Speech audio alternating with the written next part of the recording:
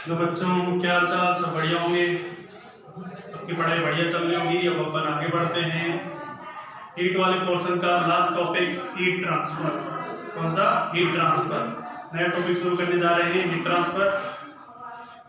समझ लीजिए, बढ़िया टॉपिक है, अच्छी तरह समझें। तो सबसे पहले हीट ट्रांसफर होता क्या है? हीट क्या होता है? हीट अपन पढ़ चुके हैं कि हमेशा एनर्जी का जो ट्रांसफर होता है, एनर्जी का जो ट्रांसफर होता है higher temperature to lower temperature की बॉडी की तरफ होता है। समझ लीजिए, इसे क्या कहते हैं? हीट फ्लो कहते हैं या हीट का ट्रांसफर कहते हैं। कोई दिक्कत? The flow of energy due to temperature difference is called heat flow and this flow from higher temperature to lower temperature. कोई दिक्कत? समझ लीजिए, उसे क्या कहते हैं? हीट ट्रांसफर कहते हैं। क्लियर हुई बात? हीट ट्रांसफर के तीन मेथड होते हैं। कितने मेथड होते हैं? तीन मेथड होते हैं हीट ट्रांसफर। समझ आई चीज? पहला होता है conduction, second convection and third is radiation. तीन मेथड होते हैं, conduction, convection and radiation. Conduction क्या होता है? अच्छी तरह एक बार डेफिनेशन बोल देता हूं। कंडक्शन में क्या होता है? जैसे ट्रांसवर्स वेव में क्या होता है? मॉलिक्यूल्स के बीच में कोलिजन्स होती है या वाइब्रेशन होता है जिसकी वजह से एनर्जी का ट्रांसफर होता है ट्रांसवर्स वेव में। समझ लीजिए, इसी के अंदर भी क्या होगा? कंडक्शन के अंदर collision between molecules, transfer of energy लिख देता हूं, transfer of energy due to collision between molecules. यानी जो एनर्जी का ट्रांसफर होगा वो मॉलिक्यूल्स के बीच में कोलिजन की वजह से होगा, या ये कह सकते हैं vibration of molecules, vibration of molecules.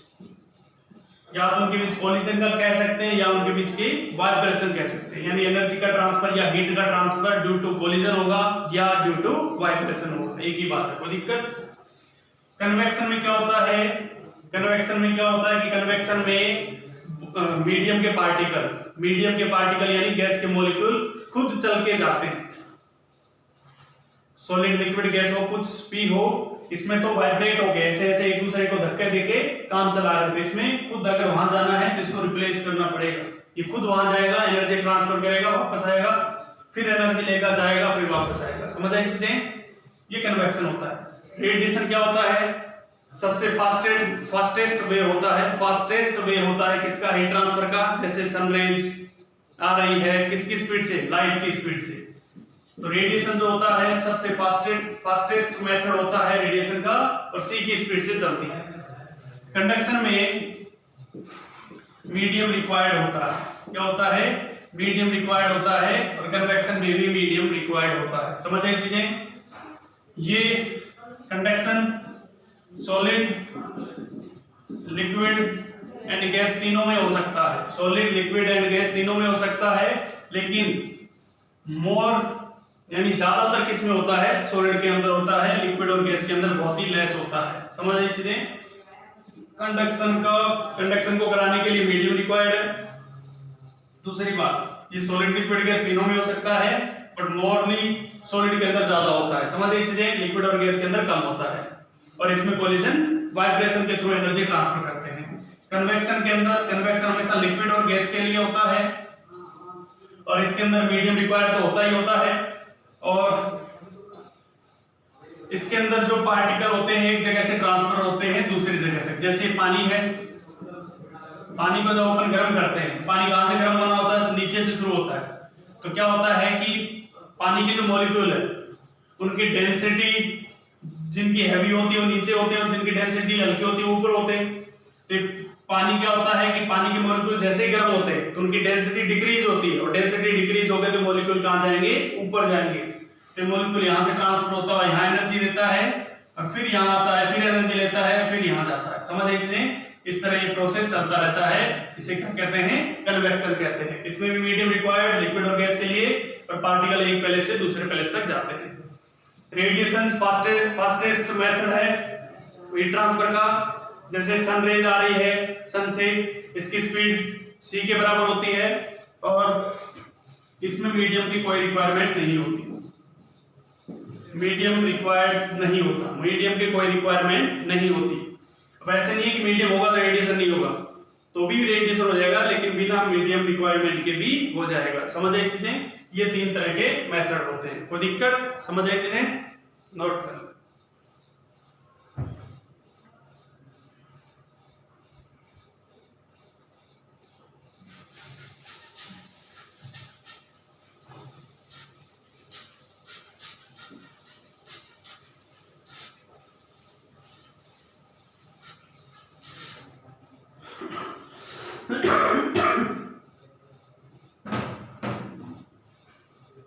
उसके बाद पढ़ते जा रहे हैं अपन पहला कंडक्शन।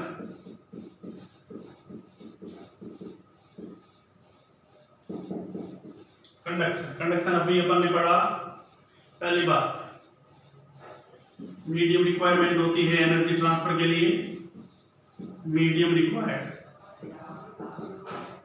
दूसरा, ये सॉलिड, लिक्विड और गैस तीनों में हो सकता है, बट ज्यादा किसमें होता है? सॉलिड के अंदर होता है। कोई दिक्कत? और कंडक्शन होता क्या है? Transfer of energy, transfer of energy due to vibration और कोलिजन बिटवीन मॉलिक्यूल्स। कोलिजन दो पार्टिकल के बीच कोलिजन या वाइब्रेशन की वजह से होता है। समझ आई चीजें? ये सारी चीजें अपन पढ़ चुके हैं। अब इसके अंदर आगे बढ़ते हैं। कंडक्शन के अंदर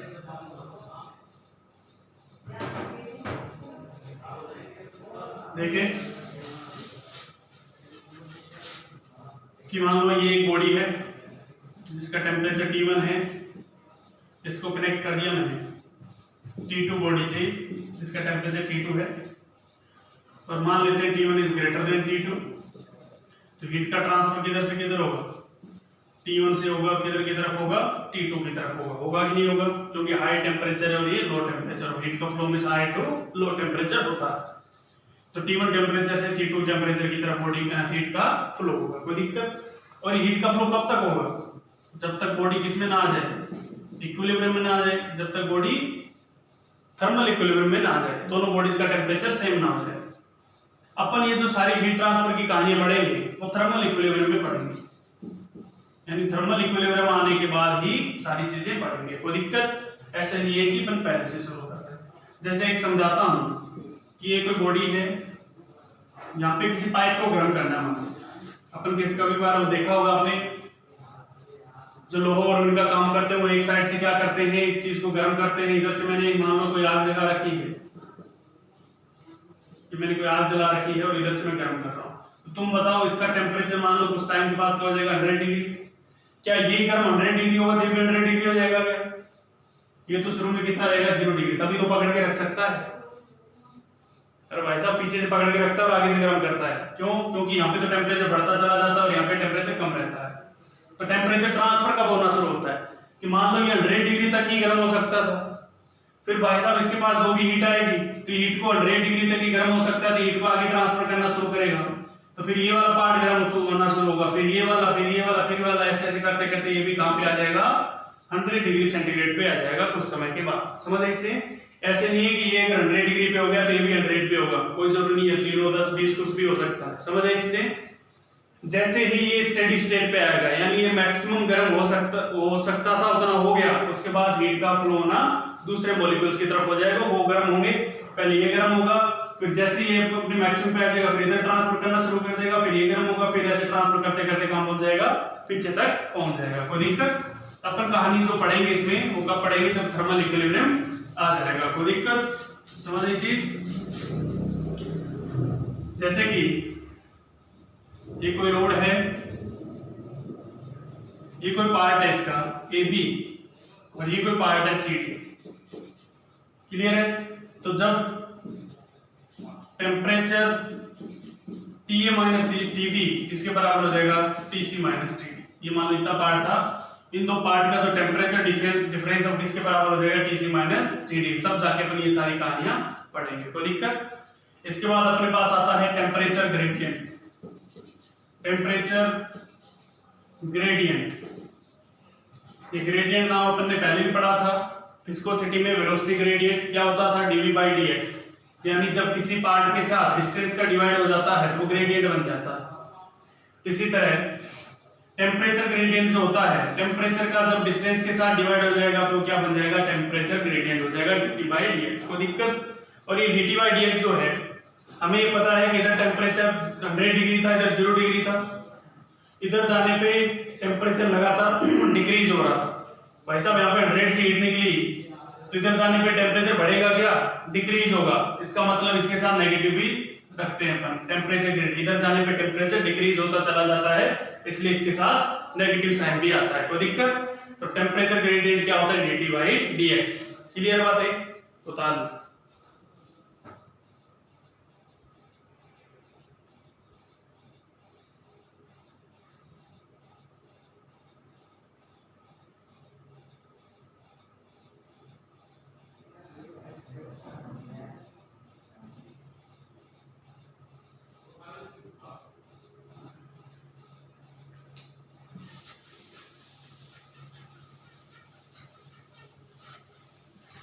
उसके बाद अपन देखने जा रहे हैं rate of heat flow. Rate of heat flow यानी dq बाई dt, इसको थर्मल करंट भी कहते हैं। क्या कहते हैं, थर्मल करंट। कुछ I से लिखते हैं और कुछ H से भी लिखते हैं, मैं I से लिखूंगा, कोई दिक्कत, ठीक है।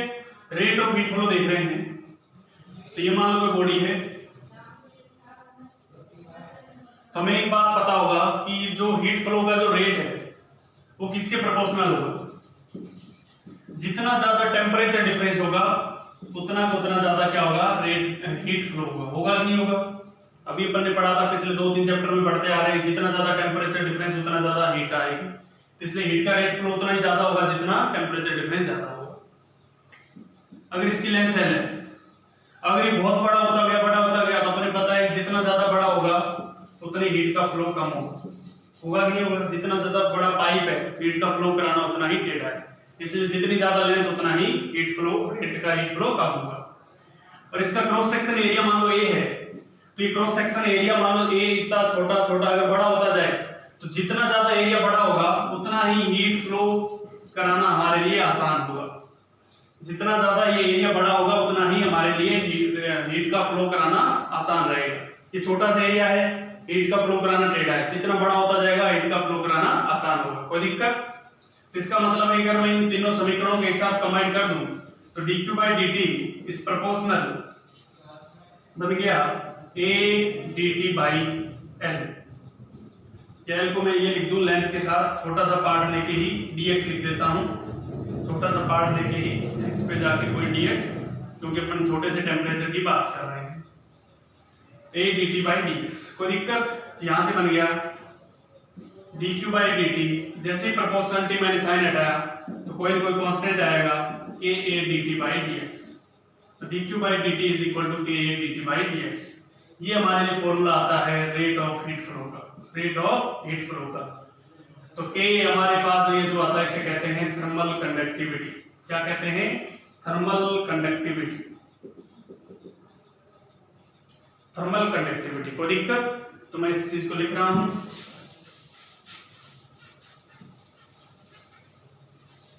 तो dq by dt is equals to ka dt by dx। हमारे पास रेट ऑफ हीट फ्लो का फॉर्मूला आया, ये समझ एक चीजें। इसको आइसोथर्मल करंट भी कहते हैं, यानी थर्मल करंट I से लिख दूं, अगर IT या I से लिख दूं तो ये बन जाता है ka dt by dx। Clear है। या इसको लिखा जा सकता है बड़ी फॉर्म में, delta Q upon delta T या delta Q upon T is equal to ka delta T by dx। हमारे लिए क्या बन जाएगा, L बन जाएगा। समझ लीजिए, ये भी फॉर्म इसकी बन सकती है। थर्मल कंडक्टिविटी जो है मटेरियल की प्रॉपर्टी है, किसकी है, मटेरियल पे डिपेंड करता है।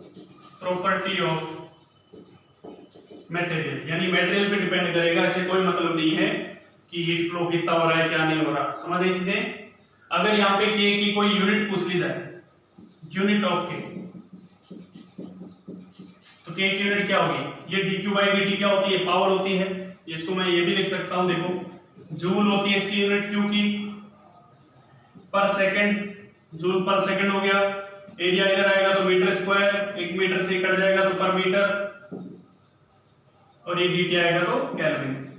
यानी इसको लिख सकते हैं joule metre inverse, kelvin inverse, second inverse. समझ आए चीजें। और हमें ये भी पता है, या इसको ऐसे भी लिख सकते हैं, जूल पर सेकंड क्या होता है? वोल्ट होता है। वाट, तो W के इनवर्स मीटर इनवर्स। W क्या है? वाट। पावर की यूनिट क्या होती है? वाट। ये भाई साहब नीट 2019 में आ चुका है, इसकी यूनिट क्या है? नीट 2019 में पूछा जा चुका है कि थर्मल कंडक्टिविटी की यूनिट क्या होती है। जनाब ध्यान रखें इस चीज का। समझ लीजिए।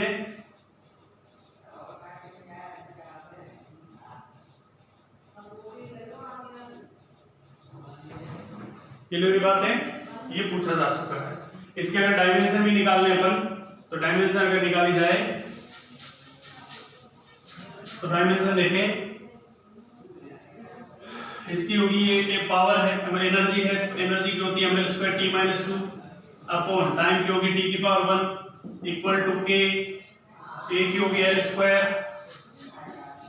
टेम्परेचर की होगी k अपॉन l, डिस्टेंस की, एक l से एक l कटेगा, ये आ गया ml square t minus 1 upon k l।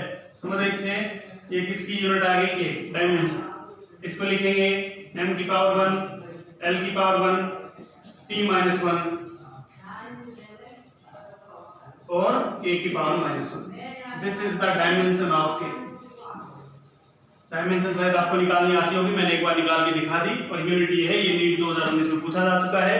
तो ध्यान रखें, जितने भी कांस्टेंट है फिजिक्स के अंदर, चाहे प्लेन कांस्टेंट हो, चाहे ग्रेविटेशनल कांस्टेंट हो, चाहे इलेक्ट्रोस्टैटिक कांस्टेंट हो, बहुत सारे कांस्टेंट, विस्कोसिटी कांस्टेंट, सबको सबकी डायमेंशन और यूनिट एक एक बार निकाल के देख लें, क्योंकि कुछ भरोसा नहीं है, कुछ भी पूछा जा सकता है। जेई ने तो एक बार पूरा पूरा पैराग्राफ डायमेंशन में पूछ लिया था, और डायमेंशन से इजी फिजिक्स में कुछ भी नहीं।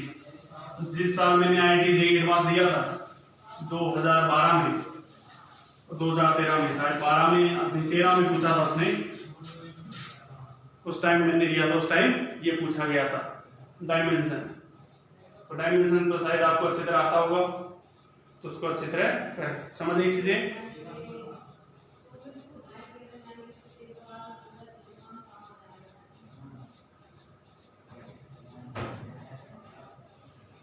क्वेश्चन देखते हैं इस पे। ये एक रोड है जिसके एक पार्ट का टेम्परेचर 100 डिग्री और दूसरे पार्ट का 0 डिग्री सेंटीग्रेड है। इसकी लेंथ है 2 मीटर। समझ लीजिए। और थर्मल कंडक्टिविटी रोड की ए है, एरिया ए। समझ लीजिए। आपको बताना है यहां से 1 मीटर के डिस्टेंस पे टेम्परेचर कितना होगा।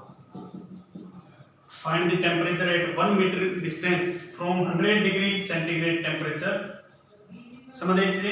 T बताना है यहाँ पे। तो कैसे करेंगे, देखो इस एंड से 1 मीटर दूरी पे आपको क्या बताना है? टेम्परेचर। रोड कितने मीटर की है? 2 मीटर की। एक बात तो हमें पता है कि हीट का अपन जो सारी चीजें पढ़ रहे हैं, कब पढ़ रहे हैं? जब थर्मल इक्विलिब्रियम आ गया, यानी हीट का जो रेट फ्लो है वो सारी जगह सेम हो चुका है। तो इसका मतलब अगर मैं यहां से यहां तक और यहां से यहां तक इसका रेट फ्लो, हीट का रेट फ्लो और इसका हीट का रेट फ्लो बराबर कर सकता हूं, तो इसको मैं ए नाम दे देता हूं, बी और इसको सी। तो dq by dt AB is equals to dq by dt in BC। कोई दिक्कत? तो dq by dt in AB करूंगा तो dq by dt किसके बराबर होता है? K A delta T by L। तो K A डेल्टा T कितना है? डेल्टा T टेम्परेचर का डिफरेंस 100 माइनस T, यहां से यहां तक बात कर रहे हैं, डिवाइड बाय L कितनी? 1 मीटर, इक्वल टू BC की बात करें तो K A T माइनस 0, यहाँ पे T और यहाँ पे 0, डिवाइड बाय 1 मीटर। ये इससे कैंसिल आउट हुआ, तो 100 माइनस T बराबर T, तो T बराबर कितना आ गया? 50 डिग्री सेंटीग्रेड। कोई दिक्कत? समझ लीजिए। तो मिड पॉइंट था 50 डिग्री सेंटीग्रेड। अब आपको पूछ लिया जाए इसी रोड में फाइंड टेम्परेचर एट 0.5 मीटर, यहां से 0.5 मीटर दूरी पे बताना है, समझ लीजिए। तो कैसे करेंगे, अगेन इसको कोई नाम डी दे दो, तो dq/dt in AD is equals to dq/dt in dB dc।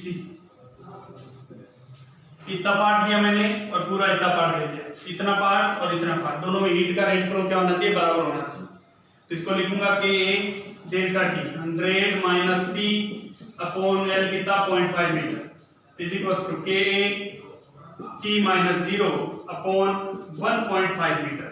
ये लेंथ 0.5 है और ये लेंथ कितनी है 1.5। के से कटेगा, 5 से ये 3 बार कटेगा, मल्टीप्लाई करेंगे तो 300 minus 3t is equals to T, तो 300 is equals to 4t and t is equals to 75 degree centigrade. समझ आई चीजें। तो t कितना आ जाएगा इस पार्ट का 75 डिग्री सेंटीग्रेड आ जाएगा। इस तरह के क्वेश्चन इसमें पूछे जाते हैं, खासकर नीट और जेईई में। समझ लीजिए, इस तरह के क्वेश्चन अपन सोल्व आराम से कर सकते हैं बिना किसी झिझक के।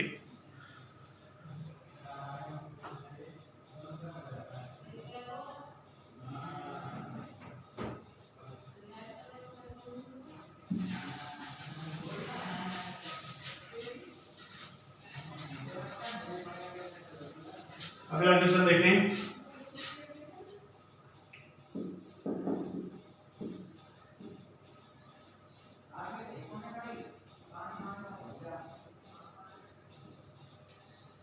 इस पार्ट की लेंथ है, इस पार्ट की लेंथ 12 है और इस पार्ट की लेंथ ये 100 डिग्री है और ये 0 डिग्री है। इसका टेम्परेचर T1 है और ये T2 है। आपको T1 T2 फाइंड आउट करके बताना है। कोई दिक्कत, समझ आइए, समझ आई। L लेंथ पे T1 टेम्परेचर और L लेंथ पे T2। तो कैसे करेंगे कि रेट का इनफ्लो तो क्या रहेगा, सेम रहेगा। बढ़िया क्वेश्चन कह सकते हैं इसको, कैलकुलेशन थोड़ी लंबी होगी तो देखें। इसके लिए मैं dq/dt इसको a b c d in ab is equals to dq/dt in bc बराबर dq/dt इन cd, तीनों में क्या होनी चाहिए, बराबर होना चाहिए रेट का इनफ्लो, हाँ रेट फ्लो ऑफ हीट। तो इसमें लिखेंगे कि ए डेल्टा टी कितना लिखूंगा 100 minus T1 divide by length कितनी L, लेंथ कितनी है।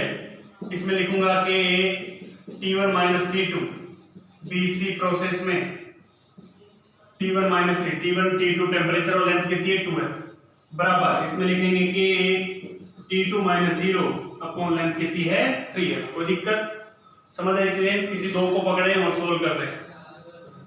अगर मैं फर्स्ट और थर्ड को पकड़ूं, इसको और इसको, या फर्स्ट और सेकंड को पकड़ते हैं, k/L से k/L कट जाएगा तो ये आएगा 100 minus T1 is equals to T1 minus T2/2।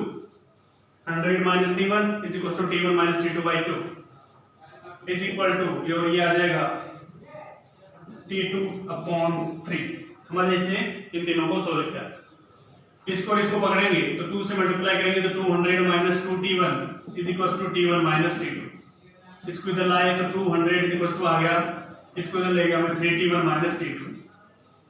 एक समीकरण। इसको और इसको पकड़ेंगे तो ये बनेगा 300 minus 3T1 is equals to T2। इसको और इसको पकड़ा, मल्टीप्लाई कर दी तो तुम देखो यहां से 3T1 की वैल्यू आ रही है 200 प्लस T2, तो 300 माइनस 3T1 की वैल्यू उठा के रख दी, 200 plus T2 is equals to T2। तो हो गया 100 minus T2 is equals to T2, then T2 is coming out 50 degree centigrade. तो T2 की वैल्यू हमारे पास आ गई 50 डिग्री सेंटीग्रेड। तो इसकी वैल्यू उठा के हम रखेंगे तो आ जाएगा 250/3 इज इक्वल्स टू T1। ये हमारे पास किसका वैल्यू आ जाएगा, T1 का वैल्यू आ जाएगा। कोई दिक्कत, समझ आया होगा, बता।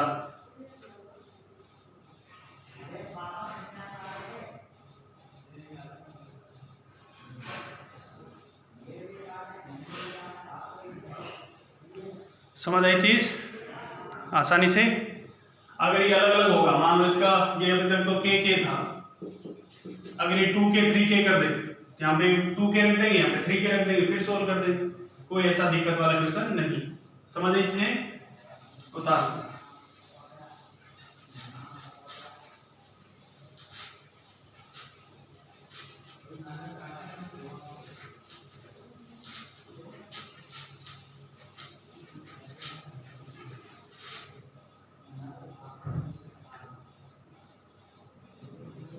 अगला क्वेश्चन ये है कि कोई रोड दे रखी है, ये आइस है यहाँ पे 0 डिग्री सेंटीग्रेड पर, इधर इसका टेम्परेचर है 160 डिग्री सेंटीग्रेड पर, तो इसका के है 21 के बराबर, लेंथ है 2 मीटर के बराबर और एरिया ऑफ क्रॉस सेक्शन है 0.1 मीटर स्क्वायर। पूछा गया how much ice melt per second, कितनी आइस पर सेकंड मेल्ट होगी। समझ रहे इसलिए, तो सबसे पहले अपन क्या निकालते हैं, dq by dt निकाल लेते हैं। तो dq by dt is ka delta t by l, होता ही नहीं होता, तो dq by dt is equal to k दे रखा है हमें 21, एरिया 0.1, डेल्टा t हमारा ये 160 है 0, तो 160 हो गया, लेंथ हो गई 2 मीटर, तो 2 से 2 कैंसिल आउट हुआ, 2 नहीं 21, ये 21 और ये 2, ये पॉइंट हटाएंगे तो नीचे 10 आ जाएगा, 1 0 से 0 कटेगा, 3 से 8 टाइम्स कटेगा, तो 160 168 जूल आ गया। कोई दिक्कत, यहाँ पे एनर्जी आ गई 168 जूल। समझ रहे चलिए, जूल पर सेकंड, क्योंकि dq by dt है। अब हमें ये भी पता है, अपन उसमें पढ़ चुके हैं, किसमें, कैलोरीमेट्री में, कैलोरीमेट्री में क्या पढ़ा था कि q इज इक्वल टू क्या होता है, ml होता ही नहीं होता, तो dq by dt अगर पूछा गया है तो dq by dt is equal to ml by t, लेकिन पर सेकंड में पूछा गया है तो m into l कर देंगे, तो m into l निकालेंगे, तो ये दे रखा है 168, m कितना था, m निकालना था क्या, m तो निकालना था, इनटू l की वैल्यू कितनी होती थी, 80 होती थी, किसमें, कैलोरी में, जूल में बदलेंगे तो इनटू 4.2 कर देंगे। ध्यान रखें कैलोरी और जूल का, ये किसमें होता था, कैलोरी पर सेकंड, कैलोरी में होता था, किसमें होता था, कैलोरी में, कैलोरी पर ग्राम, ठीक है। अपन को जूल में बदलना है तो इनटू 4.2 करेंगे, तो कुछ कट रहा है क्या, ये से शायद 4 टाइम्स कट रहा है, टाइम आ गया 40 टाइम्स 0.5 ग्राम पर सेकंड। समझ आइए, ग्राम आएगा पर सेकंड, कोई दिक्कत, समझ आइए। तो इस तरह के क्वेश्चन भी पूछ लिए जाते हैं। समझ आई चीज या नहीं आई, समझ आया होगा आपको।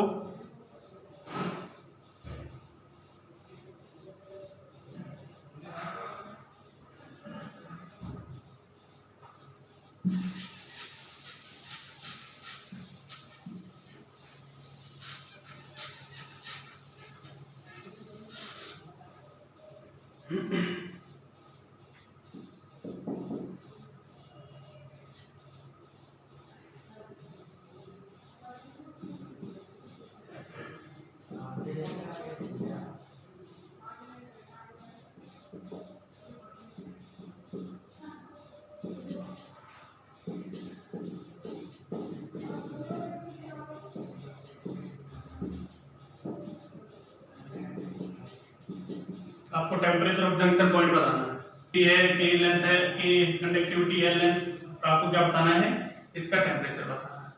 तो हमें पता है कि ये कहीं कहीं कोई सर्किट का पार्ट होगा, तो इसका मतलब कहीं ना कहीं से, तो अपन इसको कैसे करते हैं, ये जो जंक्शन पॉइंट है, सॉल्यूशन को कैसे करते हैं, इस जंक्शन पॉइंट पे total going heat flow rate is equal to 0, ये आने वाला 0 बराबर जाने वाला 0, या तो आने वाला बराबर 0 कर दो या जाने वाला बराबर 0 कर दो, कोई दिक्कत नहीं। तो मान लेते हैं इधर जा रहा है, इधर जा रहा है, इधर जा रहा है, तो इसका लिखेंगे, क्या लिखेंगे, K1 इंटू एरिया भी ये मान लेते हैं सबका, K1 A डेल्टा T कितना लिखेंगे, T माइनस 100, क्योंकि इधर से इधर आ रहा है तो मान लेते हैं T बड़ा है, डिवाइड बाई L। प्लस क्योंकि टोटल बराबर 0 कर रहे हैं, k1 को k लिखा, ka t minus 30/L plus ka t minus 20/L is equal to 0। ka/L cut जाएगा तो t यानी ये हो जाएगा 3t 100 130 150 इज इक्वल टू 0, तो t इज इक्वल टू कितना आएगा 50 डिग्री सेंटीग्रेड। तो इस तरह के क्वेश्चन भी पूछ ले जाते हैं। तो t का वैल्यू कितना आ जाएगा 50 डिग्री सेंटीग्रेड। समझ आइए इसे। आज इतने करते हैं, नेक्स्ट क्लास में फिर मिलेंगे।